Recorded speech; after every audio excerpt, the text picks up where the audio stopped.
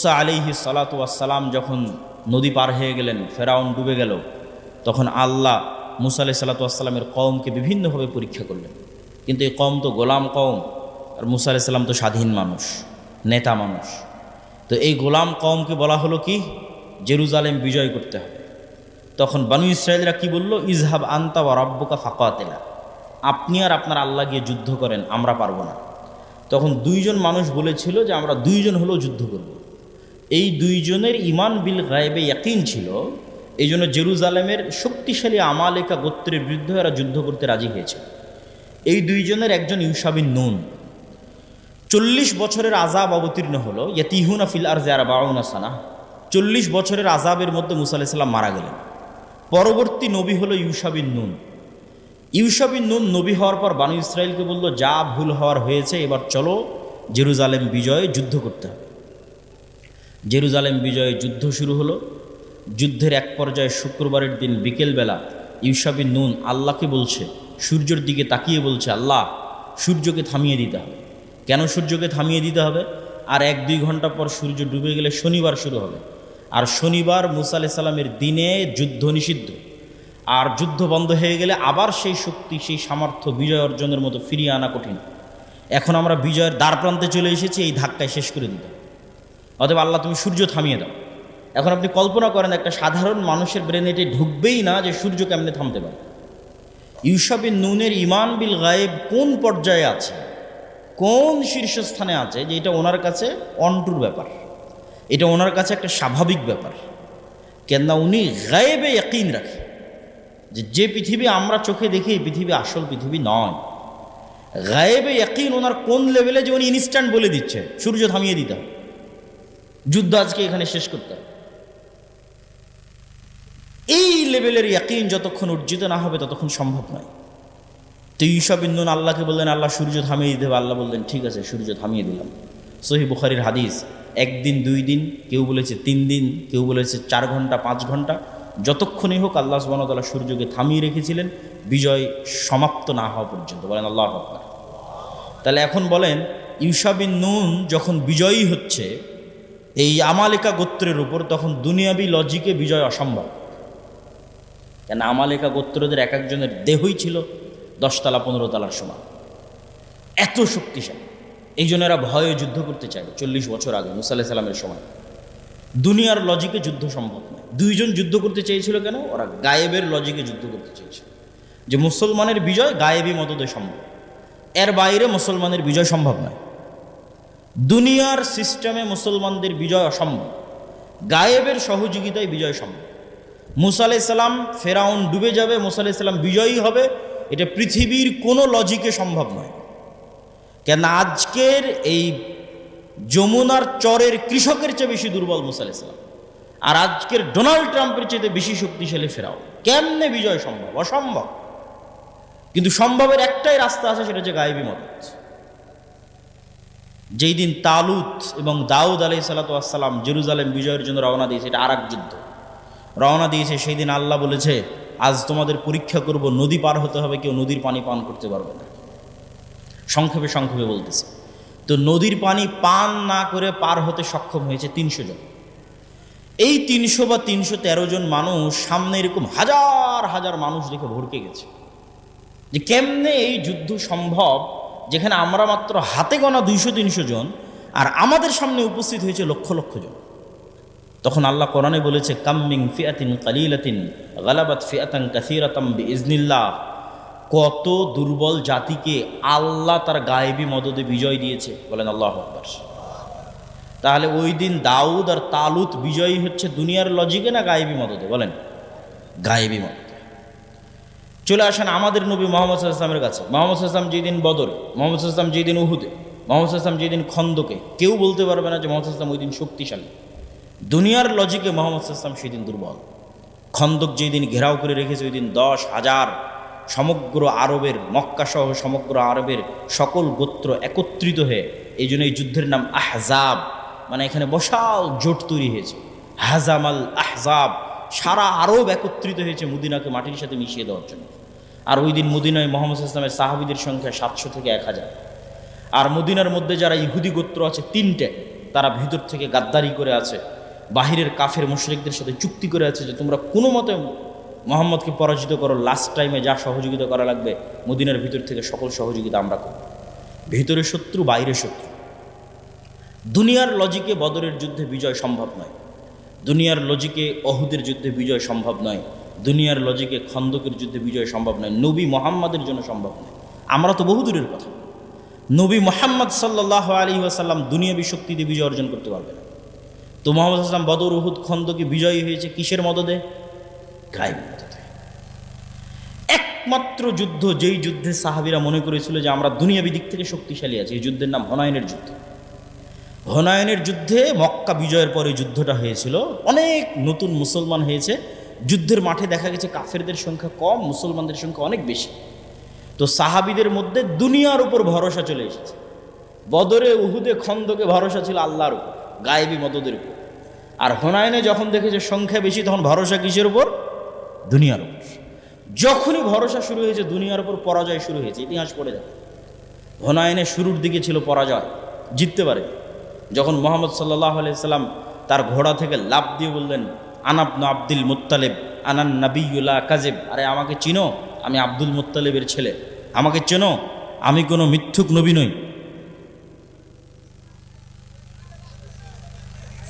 কোন মাইকে গান বাজছে দেখো তো,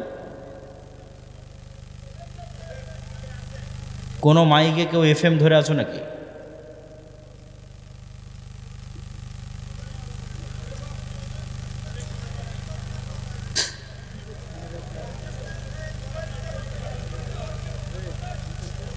জি, যারা ডেকোরেটরের দায়িত্বে আছেন তারা একটু চেক করেন যে কোনো মোবাইল থেকে অথবা কোনো ক্যামেরা থেকে কোথাও থেকে ব্লুটুথ কানেক্ট হয়ে বা কোনো কিছু কানেক্ট হয়ে এখানে কোনো শব্দ হচ্ছে কিনা।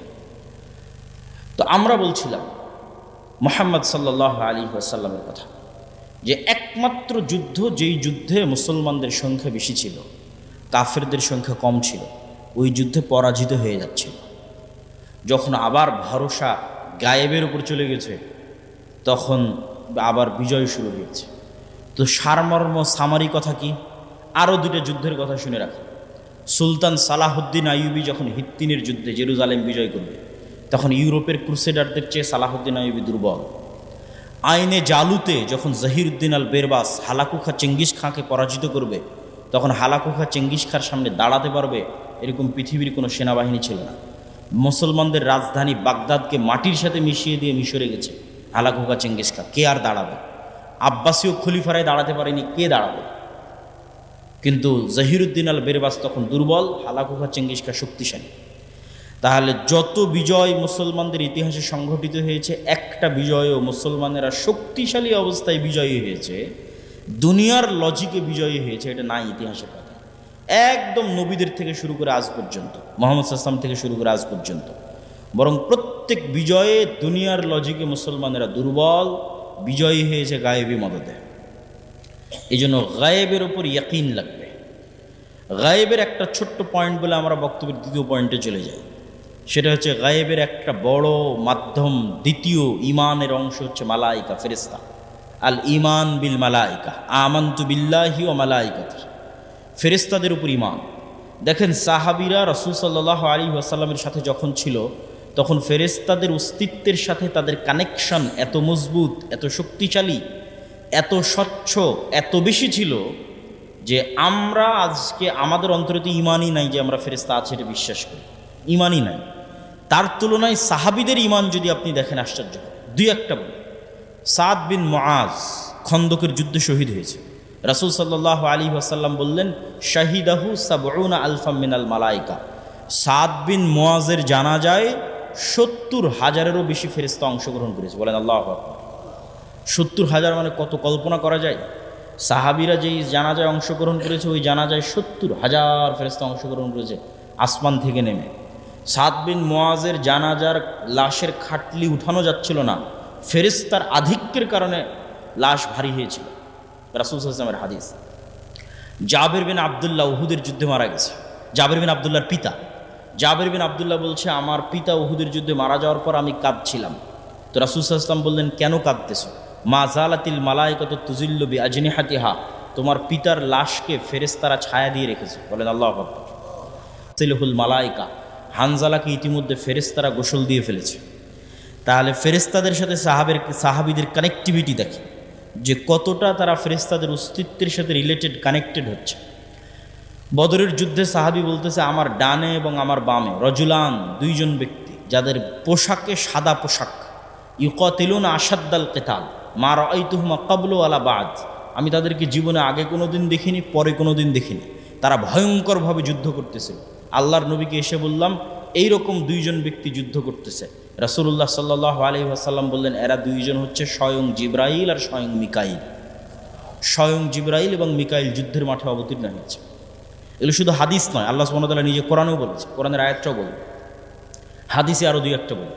খন্দকের যুদ্ধ থেকে যেদিন রাসূলুল্লাহ সাল্লাল্লাহু আলাইহি ওয়াসাল্লাম ফিরে আসলেন, খন্দকের যুদ্ধ বিজয় হয়ে গেছে, বিজয় হয়ে যেদিন ফিরে আসলেন, ওয়াজা আসসিলাহ ওয়াগতাসালা, আয়েশা রাদিয়াল্লাহু তাআলা আনহার হাদিস, সহিহ হাদিস, যে আল্লাহর নবী অস্ত্র রেখে গোসল করতে গেছেন। ইতিমধ্যে জিবরাইল উপস্থিত হয়ে আল্লাহর নবীকে বলছে, ফেরেশতারা এখন পর্যন্ত অস্ত্র রাখেনি, আপনি কেন অস্ত্র রেখেছেন? আল্লাহর নবী বললেন, কেন অস্ত্র রাখেনি কেন? তো বলে, ওই যে তিনটা ইহুদি গোত্র যারা গাদ্দারি করেছে, ভিতর থেকে আপনার সাথে চুক্তি ভঙ্গ করেছে, মদিনা সনদ, বাইরের যারা কাফের তারা তো পরাজিত হয়েছে, কিন্তু এই তিনটা ইহুদি গোত্র, এটা তো মুনাফিক, এদের শাস্তি দিতে হবে, এদের শাস্তি নিশ্চিত করে যুদ্ধ শেষ হবে। রাসূল সাল্লাল্লাহু আলাইহি ওয়াসাল্লাম বাইরে এসে সাহাবীদের বললেন, ঠিক আছে বের হও। সাহাবীরা বের হও, যুদ্ধ শেষ হয়নি, ইহুদি গোত্রদের শাস্তি দিতে হবে। এদ্দুর পর্যন্ত আয়েশার বর্ণনা। এবার আনাস রাদিয়াল্লাহু তাআলা আনহুর বর্ণনা শুনুন। আনাস রাদিয়াল্লাহু তাআলা আনহু বলছে, আল্লাহর নবী যখন আমাদের বললেন বের হতে, যুদ্ধ শেষ হওয়ার পর আবারও যখন বের হতে বললেন, তখন কাআন্নি আনজুরু ইলাল গুবারি শাতিআন ফি যুকাকি বানি গানাম, যে আমরা এবং আল্লাহর নবী যখন একসাথে বের হচ্ছি, তখন আমরা ইহুদি গোত্রের দিকে যাওয়ার পথে আমাদের আগে আগে, যেমন আজকে রাজনৈতিক শোডাউনে 500 মোটরসাইকেল গেলে পিপি পাওয়া যে ধুলা উড়িয়ে যায় শোডাউন দেখানোর জন্য, তো ওই রকম জিবরাইলের ঘোড়সাওয়ার বাহিনী আগে আগে গেছে। তো জিবরাইলের ঘোড়সাওয়ার বাহিনী আগে আগে যাওয়ার কারণে তাদের ঘোড়ার পায়ের আঘাতে ধুলা তৈরি হয়েছে, ধুলায় অন্ধকার।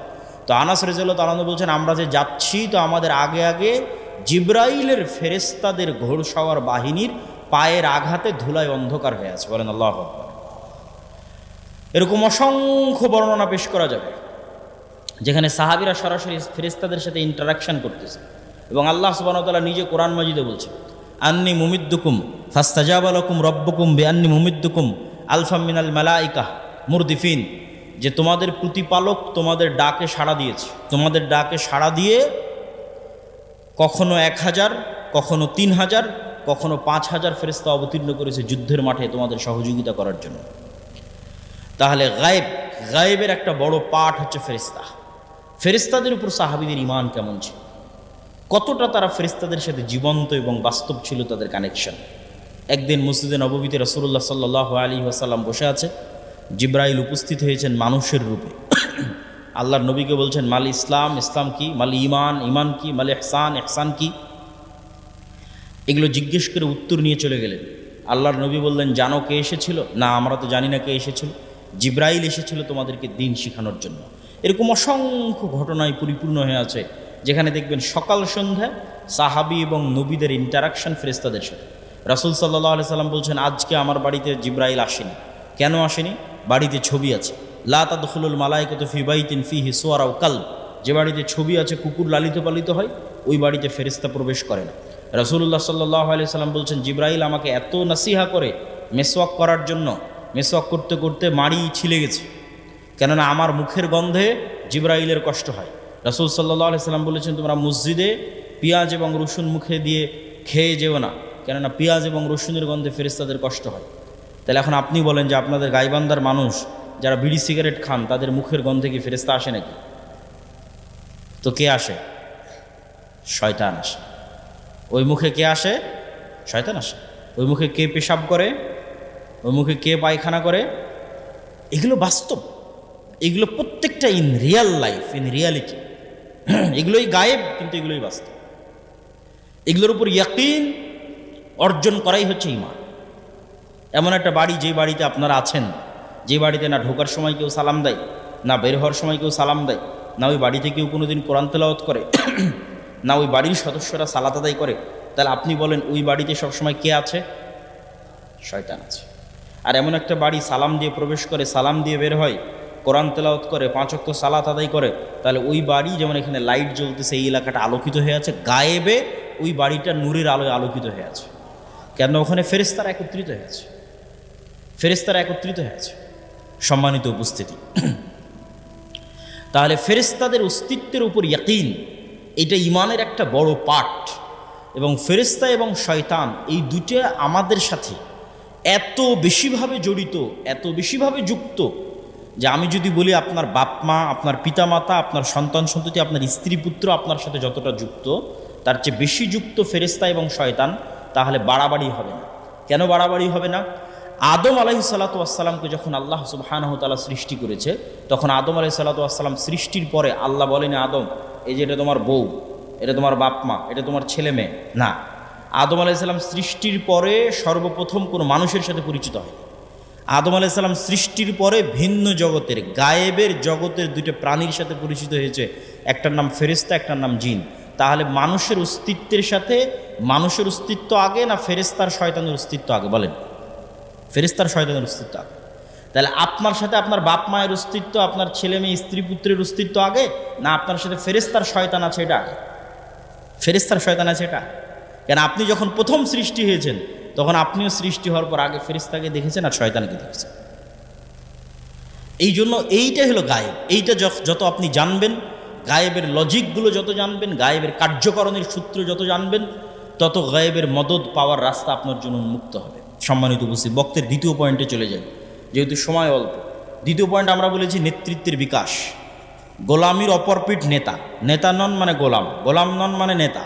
তাহলে আমরা এখন গোলাম মানে আমরা নেতা নই, নেতা হতে হবে। নেতা হলে গোলামি কেটে যাবে।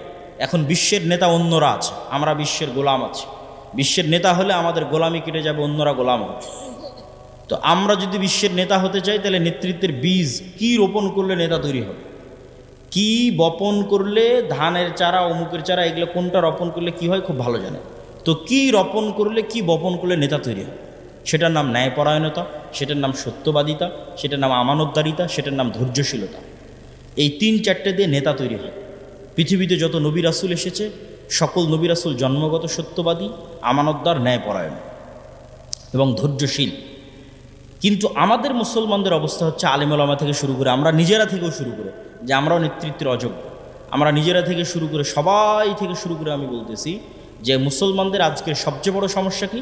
মুসলমানেরা মুনাফিক অবস্থায় দিন পার করছে। লাম্মা ইয়াদখুলুল ঈমানু ফি কুলুবিহিম, অন্তরে ঈমান প্রবেশ করে। বাহ্যিক ইসলাম নিয়ে মনে করছে নিজে ধোঁকা দিচ্ছে, আল্লাহকে ধোঁকা দিতে যাচ্ছে, পরকালকে ধোঁকা দিতে যাচ্ছে। বাহ্যিক ইসলাম কি? 5টা, তার মধ্যে 4টা, সালাত, সিয়াম, হজ, জাকাত। এই সালাত, সিয়াম, হজ, জাকাত মদিনায় হিজরতের পর ফরজ হয়েছে। তাহলে মদিনায় হিজরতের আগে 13 বছর আল্লাহর নবী সাহাবীদের কি শিখাল? সালাতি যখন নাই, সিয়ামে যখন নাই, হজই যখন নাই, জাকাতি যখন নাই, তাহলে মক্কার 13 বছর করলো কি? মক্কার 13 বছর ঈমান বিল গায়েব শিখিয়েছে, ওটা আসল। মক্কার 13 বছর ঈমান বিল গায়েব শেখানো হয়েছে, সত্যবাদিতা, ন্যায়পরায়ণতা, আমানতদারিতা, ধৈর্যশীলতা শেখানো হয়েছে, নেতা বানানো হয়েছে। তারপরে যখন মাঠ রেডি হয়ে গেছে, তখন তারপরে এসেছে সালাত, সিয়াম, হজ, জাকাত। এখন সালাত, সিয়াম, হজ, জাকাত তো অবশ্যই আদায় করতে হবে, কিন্তু দুঃখজনক হলো সত্য, আমরা এই বাহ্যিক ইবাদতগুলোকে নিজেকে ধোঁকা দেওয়া, আল্লাহকে ধোঁকা দেওয়া, মানুষকে ধোঁকা দেওয়ার মাধ্যম বানিয়েছি। নিজেকে ধোঁকা দেওয়ার মাধ্যম কি? যাক, যা সুদ ঘুষ করলাম, এবার হজ করে সব গুনাহ মাফ করে নিই, এটা নিজেকে ধোঁকা দেওয়া। তাহলে ওসি, ডিসি, এসপি, মন্ত্রী, মিনিস্টার, এসিল্যান্ড, সাব রেজিস্ট্রার, যে যেখানে ব্যবসায়ী, যে যেখানে দায়িত্ব পালন করতেছে, তার 50%-এরও বেশি নামাজি, তার 60-70%-এর বেশি হয় 1-2 বার ওমরা করেছে, 2-3 বার হজ করেছে, তার 100% অন্তত কোনো মসজিদ, মাদ্রাসা, কোনো কমিটি, জালসা কমিটি এগুলোর সাথে যুক্ত আছে। কিন্তু ওর দায়িত্বের জায়গায় যখন বসতেছে তখন মিথ্যুক, ওর দায়িত্বের জায়গায় যখন বসছে তখন দুর্নীতিবাজ, ওর দায়িত্বের জায়গায় যখন বসছে তখন আমানতের খেয়ানত করে। তাহলে সে মুনাফিক। লাম্মা ইয়াদখুলুল ঈমানু ফি কুলুবিহিম, এটা অসম্ভব, জেনে নেন, এটা অসম্ভব যে একটা অন্তরে ঈমান বিল গায়েবও থাকবে, মানে আল্লাহর উপর ঈমান, ফেরেশতার উপর ঈমান, পরকালের উপর ঈমান থাকবে, আবার ওই অন্তরে মিথ্যাও প্রবেশ করবে, দুর্নীতিও প্রবেশ করবে, ধোঁকাও প্রবেশ করবে। এটা অসম্ভব। এক অন্তরে এই দুটো একত্রিত হবে না। লা ঈমানা লিমান লা আমানাতা লাহু। তাহলে ওই অন্তরে ঈমান প্রবেশ করেনি, বাহ্যিক আমল আছে, আর সে অন্তরের দিক থেকে মুনাফিক। এটা হলো আজকের মুসলমানদের সবচেয়ে বড় সমস্যা। এই জন্য আমি আমার বহু বক্তব্যে বলেছি, আজকের মুসলমানেরা এই যুগের বানু ইসরাইল। কেননা গোলামির মাধ্যমে জাতির চরিত্র পরিবর্তন হয়ে যায়। গোলামি মে বদল জাতি হে কওমো কি তকদীর, কওমো কা জমির। আল্লামা ইকবাল বলেছেন, গোলামি করতে করতে জাতির স্বভাব চরিত্র চেঞ্জ হয়ে যায়। তো বানু ইসরাইলেরা তো নবীর সন্তান। নবীর সন্তান কেমনে বলে যে আপনি আর আপনার আল্লাহ গিয়ে যুদ্ধ করেন? নবীর সন্তানেরা কেমনে বলে ঠিক আছে শনিবারের দিন মাছ ধরতে নিষেধ করলেন, আজ শনিবারের দিন আমরা বেড়া দিয়ে ঘিরে রাখবো, তো রবিবারের দিন মাছ ধরবো। 2 নম্বরই বুদ্ধি। তো নবীর সন্তান, তাহলে নবীর সন্তানেরা এই 2 নম্বরই বুদ্ধি শিখলো কোথায়? যখন ফেরাউনের 300-400 বছর গোলামি করেছে, গোলামি করতে করতে স্বভাব চরিত্র পরিবর্তন হয়ে গেছে। কিন্তু মুসা আলাইহিস সালামকে আল্লাহ ওই গোলামদের সাথে বড় করেন। মুসা আলাইহিস সালামকে আল্লাহ বড় করেছে ফেরাউনের বাড়িতে, যাতে মুসা আলাইহিস সালামের মধ্যে এগুলো চুরি, চামারি, বাটপারি, দুর্নীতি, 2 নম্বরই, মিথ্যা এগুলো প্রবেশ না করে। যাতে মুসা আলাইহিস সালাম আত্মমর্যাদা, আত্মসম্মান, সত্যবাদিতা, ন্যায়পরায়ণতা, আমানতদারিতা, ধৈর্যশীলতা এগুলো গুণে নেতা হয়। তো মুসা আলাইহিস সালাম ফেরাউনের বাড়িতে বড় হয়ে হলেন নেতা। এবার নেতার সাথে পুরো কওম গোলাম। কেন এই কওম 300 বছর থেকে গোলামি করতেছে, 400 বছর থেকে গোলামি করতেছে, যাদের রক্তের মধ্যে মিথ্যা, ধোঁকা, দুর্নীতি ঢুকে আছে। তাহলে এই জাতিকে নিয়ে এক নেতা কেমনে চলতে পারে? এক মুসা আলাইহিস সালাম মাত্র নেতা, বাকি সবার মেন্টালিটি গোলাম। পদে পদে মুসা আলাইহিস সালামকে তারা বাধা দিয়েছে। শেষ পর্যন্ত মুসা আলাইহিস সালাম বিরক্ত হয়ে আল্লাহকে বলেছে, আল্লাহ এই জাতির দায়িত্ব আমি পালন করতে পারবো না, আমাকে উঠিয়ে নেন। কেন নেতা একমাত্র ছিল মুসা আলাইহিস সালাম, কারোর মধ্যে নেতৃত্বের গুণ ছিল। তো আজকের মুসলমানেরা জন্মগত নেতা ছিল। কেননা মুসলমানদের আদি পিতা তথা বানু ইসমাইলের বংশধর কোনোদিন গোলাম ছিল না।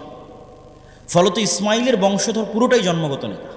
যেমন আব্দুল মুত্তালেব কাফের এবং মুশরিক অবস্থায় মৃত্যুবরণ করেছে, কিন্তু কোনো মায়ের সন্তান দাঁড়িয়ে বলতে পারবে না যে আব্দুল মুত্তালেব কারো 1 টাকা মেরে নিয়েছে।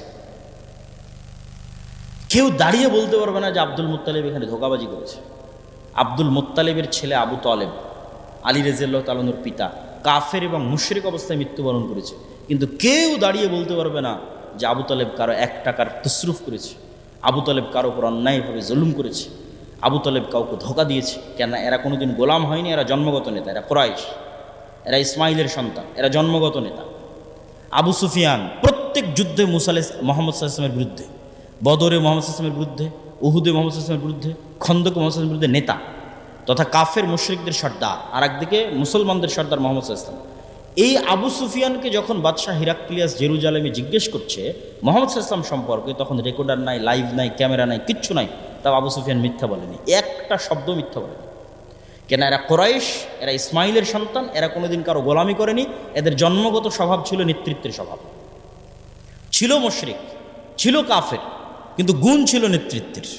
ফলত নেতৃত্বের গুণাবলী সম্পন্ন আবু তালেবের ছেলে আলী যখন মুসলমান হয়ে গেছে, নেতৃত্বের গুণাবলী সম্পন্ন আবু সুফিয়ান যখন নিজে মুসলমান হয়ে গেছে, আবু সুফিয়ানের ছেলে মুআবিয়া যখন মুসলমান হয়ে গেছে, তাহলে একদিকে জন্মগত নেতৃত্ব আর একদিকে তাওহীদ, এই 2 শক্তিতে বলিয়ান হয়ে এরা হয়ে গেছে বিশ্বের নেতা। ছিল মক্কার নেতা, হয়ে গেছে বিশ্বের নেতা। উমাইয়ারাই সারা বিশ্ব শাসন করেছে, অর্ধ বিশ্ব শাসন করেছে। কেন আগে থেকেই ছিল জন্মগত নেতৃত্বের গুণ, 2 নম্বরে এসে যুক্ত হয়েছে মুহাম্মদ সাল্লাল্লাহু আলাইহি ওয়াসাল্লামের কাছ থেকে তাওহীদের গুণ, গায়েবের উপর ইয়াকিন, যে সারা বিশ্বের নেতা হয়ে গেছে। এই মুসলমানেরাই যখন এই উপনিবেশ, ইউরোপীয় উপনিবেশের 150 বছরের গোলামি, এই 150 বছরের গোলামিতে আমাদের স্বভাব চরিত্র পরিবর্তন হয়ে গেছে। আমাদের রক্তের মধ্যে মিথ্যা, ধোঁকা, 2 নম্বরই, দুর্নীতি এগুলো ঢুকে গেছে। আপনি আজ ইউরোপ যান, আমেরিকা যান, লন্ডন যান, সবচেয়ে বেশি মিথ্যা ডকুমেন্টস দিয়ে, মিথ্যা পেপারস দিয়ে, মিথ্যা ওয়াদা দিয়ে, মিথ্যা তথ্য দিয়ে, মিথ্যা কথা দিয়ে, মিথ্যা বেনিফিটস নিয়ে সবচেয়ে বেশি বসবাস করতেছে মুসলমানেরা। পুরো জীবনটাই মিথ্যার উপর দাঁড়িয়ে আছে। তাহলে কিভাবে তারা নেতা হবে? আর মুসলমানেরা যেন কোনোদিন সত্য বলা শিখতে না পারে, যেন মিথ্যার উপরেই, দুর্নীতির উপরেই তাদের প্র্যাকটিস চলে, এই জন্য ইহুদি খ্রিস্টানেরা 2টা জিনিস মুসলমানদের উপর চাপিয়ে দিয়ে রেখেছে। একটার নাম গণতন্ত্র, আর একটার নাম সুদ। যেন কোনোদিন সত্য বলা শিখতে না পারে। গণতন্ত্র কেন? গণতন্ত্র এমন এক সিস্টেম যে ঠিক আছে আমরা ব্রিটিশরা চলে গেলাম, আমরা সরাসরি তোমাদের উপর শাসক নাই, কিন্তু তোমরা যদি একবার সত্য বলা শিখে যাও, ন্যায় প্রতিষ্ঠা করা শিখে যাও, আমানতদার হয়ে যাও, তোমরা তো নেতা হয়ে যাও। তোমাদেরকে গোলাম বানাতে চাইলে তোমাদেরকে মিথ্যা বলা, দুর্নীতি করা আমাদের শিখাতে হবে। এই কালচার অব্যাহত রাখতে হবে। আর এই কালচার অব্যাহত রাখার জন্য গণতন্ত্র লাগবেই। গণতন্ত্র এমন এক সিস্টেম যেখানে এক দল আর এক দলের বিরুদ্ধে বলবে তো বলবেই। একই আসনের মনোনয়ন প্রার্থী একই দলের একজন আরেকজনের বিরুদ্ধে মিথ্যা, নিন্দা, গীবত, তহমত, দুর্নীতি, টাকা দিয়ে মনোনয়ন কেনার চেষ্টা করবে। তাহলে যতজন এমপি পদে দাঁড়িয়েছে এরা আল্লাহর দৃষ্টিতে গায়েবের লজিকে গোলাম। হতে পারে নেতা, হতে পারে এমপি, কিন্তু গায়েবের লজিকে এরা সব কি বলেন তো? গোলাম, কৃতদাস। কেন শুরুটা হয়েছে মিথ্যা এবং দুর্নীতি, এরা নেতা হতে পারবে না। এই মিথ্যুক দুর্নীতিবাজ এমপি, মন্ত্রী, মিনিস্টার যখন দেশের দায়িত্ব নিবে তখন ও ভারত আর আমেরিকার টাকার কাছে বিক্রি হয়ে যাবে। কেননা ওই জন্যই ওকে তৈরি করা হয়েছে। একজন সত্যবাদী আমানতদার নেতার যদি জন্ম হয় ও তো টাকার কাছে বিক্রি হবে না। তাহলে গণতন্ত্র অব্যাহত রাখতে হবে যেন মিথ্যুক তৈরি হয়। গণতন্ত্র মিথ্যুক, দুর্নীতিবাজ, ধোঁকাবাজ তৈরির কারখানা। এখানে সব নেতা মিথ্যুক অবস্থায় আসতে হবে, ওইভাবে কালচার তৈরি করা আছে। পয়েন্ট নাম্বার 2, সুদ। আপনাদের গাইবান্ধার যত মা বোন কিস্তিতে টাকা নিয়েছে এরা নিজেরা তো মিথ্যা বলে, ছেলে মেয়েকেও মিথ্যা বলা শিখিয়েছে। যে বলো বাড়িতে নাই, বলো কাল দিব, এই সমস্যা। ছেলে মেয়েকেও মিথ্যা বলা শিখিয়েছে। এটা আমি বলিনি, রাসূল সাল্লাল্লাহু আলাইহি ওয়াসাল্লাম বলেছে যে মানুষ যখন কর্জ নেওয়া শুরু করে মিথ্যা বলা শুরু করে। আর মিথ্যা বললে আর নেতা হওয়া যাবে না, মানে গোলামির জিঞ্জির আর ভাঙবে না। কেন গায়েবের লজিকে নেতৃত্বের গুণের একমাত্র শুরুর রাস্তাই হচ্ছে সত্যবাদিতা, আমানতদারিতা, ন্যায়পরায়ণতা, ধৈর্যশীলতা। তাহলে আপনি নেতা হতে চান, গোলামির জিঞ্জির ভাঙতে চান, এই গুণগুলো লাগবে। এই গুণগুলো ছাড়া সম্ভব নয়। পয়েন্ট নাম্বার 3, সৎ আমল। গায়েবের লজিকে গায়েবের মদদ পৃথিবীতে টেনে নিয়ে আসার শর্ত যতক্ষণ পূরণ করতে না পারবেন গায়েবের মদদ আসবে না। আর ভূমিকাতে বলে দিয়েছি গায়েবের মদদ ছাড়া মুসলমানদের বিজয় সম্ভব নাকি? বলেন না যে গায়েবের মদদ ছাড়া মুসলমানদের বিজয় সম্ভব? Full stop. দুনিয়ার লজিকে মুসলমানদের বিজয় সম্ভব নয়, আগেও নয়, পরেও নয়, কিয়ামত পর্যন্ত নয়। একমাত্র রাস্তা আল্লাহর সাহায্য লাগে। তাহলে আল্লাহর সাহায্য আসার পূর্ব প্রস্তুতি স্বরূপ আল্লাহর সাহায্য পাওয়ার পূর্ব শর্ত পূরণ করতে হবে। তো সাহায্য পাওয়ার পূর্ব শর্তের 3 নম্বর পয়েন্ট হচ্ছে সৎ আমল। যেমন কল্পনা করেন একদল প্রজন্ম যারা ঈমান বিল গায়েবে ইয়াকিন রাখে, একদল প্রজন্ম যারা মিথ্যা বলা জানে না, দুর্নীতি, ধোঁকাবাজ 2 নম্বরই জানে না, সত্যবাদী, আমানতদার, ন্যায়পরায়ণ। 3 নম্বর, এই প্রজন্ম মোটামুটি আল্লাহর গায়েবী মদদ অর্জনের যোগ্যতা অর্জন করতেছে। 3 নম্বর, আল্লাহর গায়েবী মদদকে আসমান থেকে টেনে নিয়ে আসতে পারে সৎ আমল। দেখেন রাসূলুল্লাহ সাল্লাল্লাহু আলাইহি সাল্লাম যখন বদরের যুদ্ধে যাবে, কোথায় উনি আল্লাহর নবী, উনি তো মনে করতে পারে যে আমি একবার আল্লাহকে বললেই হলো যে আল্লাহ বদরে বিজয় দরকার। সেখানে উনি সারা রাত ইবাদতে কাটিয়ে দিয়েছেন। আবু বকর রাদিয়াল্লাহু তাআলা আনহু পর্যন্ত ক্লান্ত হয়ে গেছে। এত লম্বা সময় কিভাবে দাঁড়িয়ে থাকা যায় সালাতে? আপনি যথেষ্ট হয়েছে, আর করিয়েন না, ইনশাআল্লাহ আল্লাহ সহযোগিতা করবে। তো মুহাম্মদ সাল্লাল্লাহু আলাইহি ওয়াসাল্লাম রাতে উঠে সালাত আদায় করছেন কেন? এটা গায়েবী মদদ পাওয়ার পূর্ব শর্ত। গায়েবের মদদ যে টেনে নিয়ে আসবে আসমান থেকে, ফেরেশতা যে নামবে, তার পূর্ব শর্ত হচ্ছে রাতের সালাত লাগবে। সৎ আমল গায়েবের মদদকে পৃথিবীতে টেনে আনতে পারে। 5 ওয়াক্ত সালাত অনেক বড় সৎ আমল। আর সৎ আমলের মধ্যে সবচেয়ে বড় সৎ আমল যা গায়েবের মদদকে পৃথিবীতে টেনে আনতে পারে, একটা রাতের সালাত, একটা সকাল সন্ধ্যার জিকির। আল্লাহর সাহায্যকে পৃথিবীতে নামিয়ে নিয়ে আসতে পারে এমন 2টা সর্বশ্রেষ্ঠ টেকনোলজির নাম রাতের সালাত, সকাল সন্ধ্যার জিকির। সকাল সন্ধ্যার জিকির কেন এত পাওয়ারফুল? সকাল সন্ধ্যার জিকির পৃথিবীর সকল অসম্ভবকে সম্ভব করতে পারে। পৃথিবীর এমন কোনো অসম্ভব নয় যে অসম্ভব সম্ভব নয় সকাল সন্ধ্যার জিকির দিয়ে। কেন সকাল সন্ধ্যার জিকির এত পাওয়ারফুল? তার আগে আপনাকে বুঝতে হবে আওয়াজ কেন পাওয়ারফুল। আল্লাহ সুবহানাহু ওয়া তাআলা আসমান এবং জমিন সৃষ্টি করেছে আওয়াজ দিয়ে, কুন ফায়াকুন। আল্লাহ সুবহানাহু ওয়া তাআলা আসমান, জমিন, চন্দ্র, সূর্য, তারকা, নক্ষত্র ধ্বংস করবে আওয়াজ দিয়ে। ইসরাফিলের বাঁশির আওয়াজ, ওই আওয়াজ যখন যাবে আসমান ওই আওয়াজ রিসিভ করবে, ওই আওয়াজ যখন যাবে জমিন ওই আওয়াজ রিসিভ করবে, ওই আওয়াজ যখন যাবে চন্দ্র ওই আওয়াজ বুঝবে, সূর্য ওই আওয়াজ বুঝবে। এইভাবেই সেট আপ করা আছে, এইভাবেই ডেভেলপ করা আছে, এইভাবেই ইনস্টল করা আছে। আওয়াজ বুঝা মাত্র সব ভেঙে চুরে চৌচির হয়ে যাবে।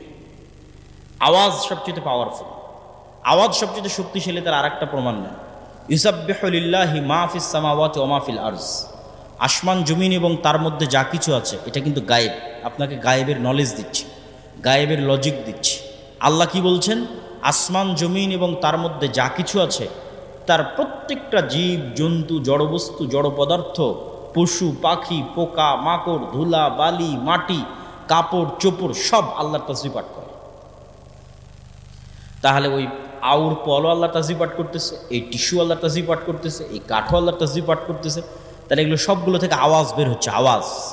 যদি আপনি শুনতে পারতেন, আল্লাহ যদি আপনাকে শোনার ক্ষমতা দিত, তাহলে আপনি শুনতে পেতেন যেগুলো সবগুলো থেকে 24 ঘন্টা তাসবিহ বের হচ্ছে। কিন্তু আপনি শুনতে পাচ্ছেন না কেন? যেমন পিঁপড়ার চলার আওয়াজ আপনি শুনতে পান না। পিঁপড়া চললেও একটা আওয়াজ তৈরি, পিঁপড়ার পায়েরও একটা আওয়াজ আছে। ওই আওয়াজ হাতি বুঝতে পারে যে পিঁপড়া যাচ্ছে, পিঁপড়ার পায়ের আওয়াজ। আর এক প্রাণী বুঝতে পারে। ওই লেভেলের আওয়াজ শোনার ক্ষমতা আপনার নেই, কিন্তু এগুলো প্রত্যেকটা থেকে আওয়াজ বের হচ্ছে। আওয়াজ সবচেয়ে শক্তিশালী, আওয়াজ সবচেয়ে পাওয়ারফুল। এবং আওয়াজ সবচেয়ে শক্তিশালী এবং সবচেয়ে পাওয়ারফুল দেখেই আল্লাহ অতীতে যত নবীকে যত মজেজা দিয়েছেন, সকল মজেজার চাইতে সবচেয়ে পাওয়ারফুল কোরআন। মুসা আলাইহিস সালামের লাঠির চাইতে কোরআন পাওয়ারফুল। ঈসা আলাইহিস সালামের মৃতকে জীবিত করার চাইতে কোরআন পাওয়ারফুল। কেননা কোরআন সরাসরি আল্লাহর নিজের আওয়াজ। বলেন আল্লাহু আকবার। কোরআন সরাসরি আল্লাহর নিজের সাউন্ড, আল্লাহর আওয়াজ। এর চাইতে পাওয়ারফুল আর কিছুই নেই পৃথিবীতে, এর চেয়ে শক্তিশালী আর কিছুই নেই পৃথিবীতে। সম্মানিত উপস্থিতি, বক্তব্যের শেষের দিকে যাওয়ার আগে এখানে গুরুত্বপূর্ণ আরও কয়েকটা কথা। এই যে আজকে আমরা আপনাদের প্রোগ্রামে এসেছি, এই প্রোগ্রামে আসা বাংলাদেশের 600 উপজেলায় এক বছরে যাওয়া সম্ভব নয়। 100টাও যদি প্রোগ্রাম করি তাও 6 ভাগের 1 ভাগে যাওয়া সম্ভব। তারপরে এবার গাইবান্ধা তো অনেক প্রোগ্রাম নেওয়া আছে, কিন্তু এগুলো একটাও স্থায়ী সম্পর্ক নয়।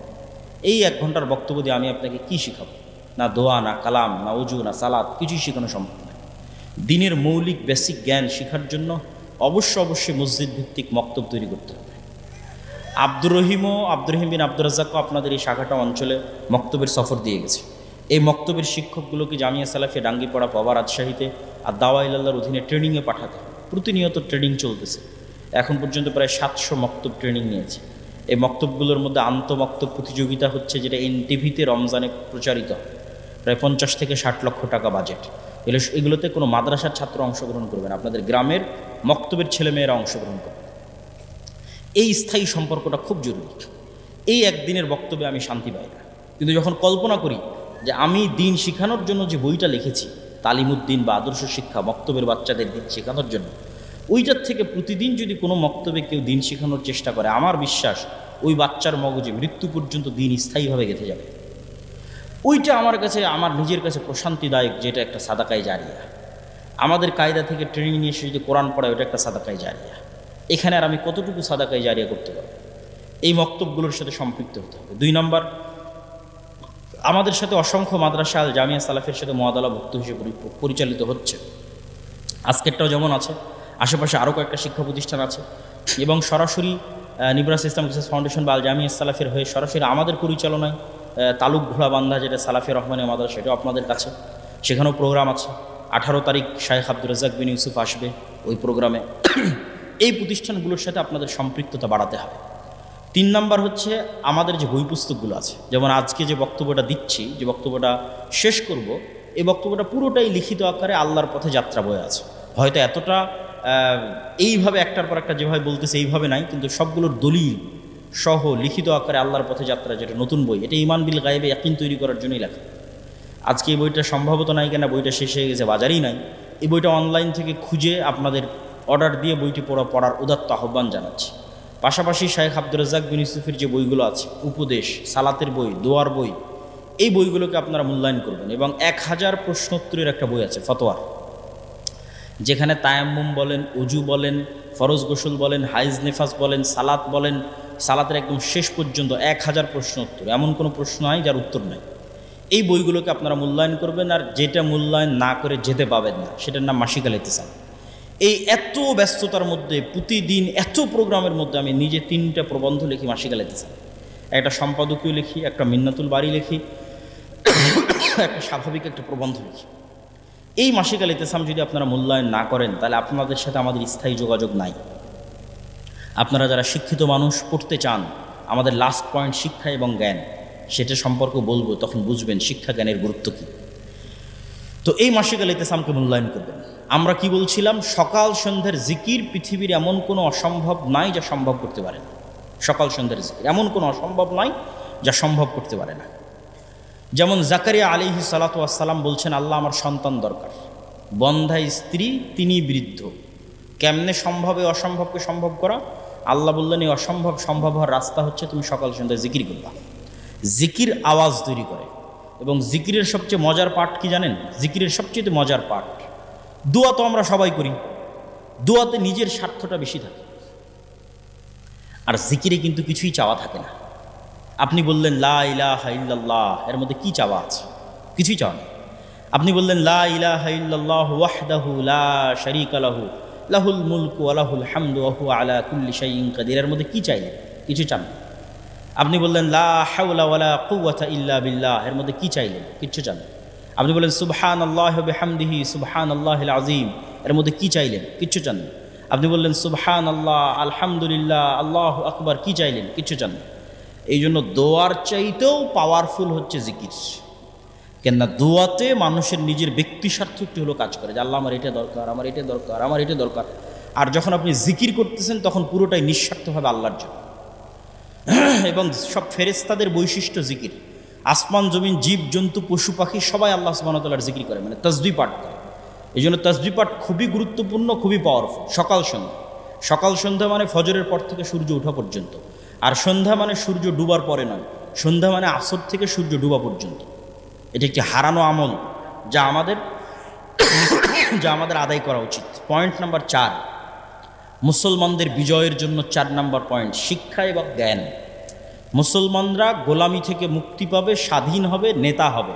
পয়েন্ট নাম্বার 4, শিক্ষা এবং জ্ঞান। আল্লাহ সুবহানাহু ওয়া তাআলা যে সিস্টেমের উপর পৃথিবী ডেভেলপ করেছেন, এই সিস্টেম উনি ভাঙতে চান না, খুব কম ভাঙেন। যেমন আল্লাহর পৃথিবীর সিস্টেম কি, কাউকে যদি আগুনে নিক্ষেপ করা হয় পুড়ে যাবে, কত বড় আল্লাহওয়ালা তাও পুড়ে যাবে। ইব্রাহিম আলাইহিস সালামের ক্ষেত্রে আল্লাহ সিস্টেম ব্রেক করে আগুনকে থামিয়ে দিয়েছে। কিন্তু আসহাবুল উখদুদ সূরা বুরুজের ঘটনা পড়েন, ওদেরকে আগুনে নিক্ষেপ করা হয়েছে, আগুন ওদের জ্বালিয়ে দিয়েছে। আজ গাজা থেকে আল্লাহওয়ালা মানুষ নাই, পরহেজগার মানুষ নাই। আফগানিস্তানে কি আল্লাহওয়ালা পরহেজগার মানুষ ছিল না? আল্লাহ তার সিস্টেম ব্রেক করেন না। এই সিস্টেমের উপর পৃথিবী ডেভেলপ করা আছে। ছুরি দিয়ে যদি একটা আল্লাহওয়ালা মানুষকেও কাটা হয় কেটে যাবে, একটা পরহেজগার মানুষকেও কাটা হয় কেটে যাবে, কেন ছুরি ওই কাজের জন্যই তৈরি করা আছে। তাহলে পৃথিবী আল্লাহ ডেভেলপ করেছে, পৃথিবীতে আল্লাহর সুন্নাত এটা যে জ্ঞানী হবে ওর ক্ষমতা। এই সিস্টেম যদি একটা ইহুদিও ফলো করে, আল্লাহ ওকে বলবে না যে তুই ইহুদি এই জন্য তোকে নামিয়ে দিচ্ছি, না। এই সিস্টেম যদি একটা হিন্দু ফলো করে, আল্লাহ বলবে না তুই হিন্দু, তোকে নামিয়ে দিলাম, না। যে জ্ঞানী হবে সে ক্ষমতা পাবে। ও হিন্দু হলেও ক্ষমতা পাবে, ও ইহুদি হলেও ক্ষমতা পাবে, ও খ্রিস্টান হলেও ক্ষমতা পাবে। কেন এই লজিকের উপর পৃথিবী দাঁড়িয়ে আছে? কেননা স্বয়ং আল্লাহ নিজে জ্ঞানী। আল্লাহ সুবহানাহু ওয়া তাআলা দুনিয়ার মানুষকে বলেনি যে এই গায়বান্দার মানুষেরা তোমরা আল্লাহর ইবাদত করো, কেননা আল্লাহ কিছুই জানে না। বলেন নাউজুবিল্লাহ। এটা বলেছে নাকি আল্লাহ? আল্লাহ বলেছে তোমরা আল্লাহর ইবাদত করো, আল্লাহ এত জানে যে তোমাদের অন্তরের খবরও জানে। তাহলে জ্ঞানী হওয়া কার গুণ? জোরে বলেন জ্ঞানী হওয়া কার গুণ? আরো জোরে বলেন জ্ঞানী হওয়া কার গুণ? আল্লাহর। আপনি মুসলমান জাহেল থাকবেন আর আল্লাহ আপনাকে ক্ষমতা দিবে? অসম্ভব। এই লজিকের উপর আল্লাহ পৃথিবী দাঁড় করান। জ্ঞানী হওয়া আল্লাহর গুণ। পয়েন্ট নাম্বার 2, জ্ঞানে ক্ষমতা পাওয়া যায় তার 2 নম্বর দলিল। ওয়াইজ কুলনা লিল মালাইকাতি ইসজুদু লি আদম ফাসাজাদু ইল্লা ইবলিস ওয়াইজ ক্বালা রাব্বুকা লিল মালাইকাতি ইন্নী জাইলুন ফিল আরদি খলিফা। আল্লাহ ফেরেশতাদের ডাক দিয়ে বললেন আদমকে সৃষ্টি করব। আদমকে সৃষ্টি করার পর ফেরেশতাদের বললেন আদমকে সিজদা করতে হবে। ইবলিস বলল আদমকে সিজদা করতে পারবো না, কেননা আদম মাটির তৈরি, আমি আগুনের তৈরি। ইবলিসের প্রশ্নই ভুল, ইবলিসের প্রশ্নই ভুল। কেননা ইবলিসের প্রশ্ন হচ্ছে ইবলিস আগুনের তৈরি হয়ে মাটির তৈরি, আদমকে সিজদা দিবে না। যদি কি থেকে তৈরি হয়েছে এটাই লজিক হয়, তাহলে ইবলিসের চেয়ে শ্রেষ্ঠ জিনিস দিয়ে ফেরেশতারা তৈরি হয়েছে, এটা হচ্ছে নূর। কথা মানে আমার বুঝতে পারে? আগুনে তৈরি হওয়ার কারণে ইবলিস যদি আদমের তৈরি, মাটির তৈরি আদমকে সিজদা না করে, তাহলে ফেরেশতারা নূরের তৈরি, তো জিনের চেয়েও শ্রেষ্ঠ জিনিস দিয়ে তৈরি হয়েছে, তারা কেমনে সিজদা করে?